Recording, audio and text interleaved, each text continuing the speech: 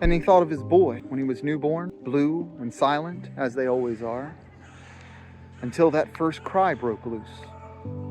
It had been more than just a sound. It was an announcement that life had entered the room. The lungs exploded, the will to live awakening, a body declaring its power for the first time. Flash forward in his mind to the months that followed, how he'd hold him, chest to chest, breath to breath, their torsos rising and falling in rhythm effortlessly. He knew he was special, but he hadn't known that that moment was holy. And now suddenly he did. He saw himself in the memory of his child's face. And then another thought came. His son, now 16, angry, silent, always hushed over a screen, a tiny device that built a huge wall that all the shouting in the world couldn't break. Tom hadn't known what to say lately.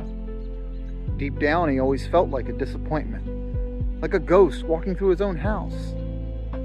A life hell-bent on growing cold no matter what he did or said. But what if his son didn't need the right words? What if his son needed most was just for Tom to still be here, breathing, staying, trying again tomorrow? What if presence was a gift? What if the breath between them, quiet, ordinary, and steady, was the most powerful thing he could offer? The proof that love doesn't always come in speeches. Sometimes it moves quietly in the same room like a gentle breeze. After all he had done to proclaim his worth to ears that couldn't hear. Even the knockout, drag down fights, the end result was always silence anyway. What if he could rest, do less, and try less, and just be? He looked around the garage, the same old tools, the same old stains, same walls, but something was different. The weight on his chest hadn't lifted, but it no longer felt like failure. It felt like presence.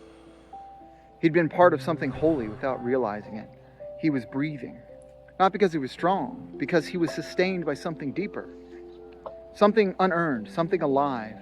And then the furnace clicked on, the clock resumed ticking, the overhead lights buzzed back to life, and the wind pushed gently through the cracked window, moving a curl of paper across the floor. The world had restarted, but with him as a part of it, not grinding against it. Tom picked up the broom again. Same floor, same cracks, same unfinished life.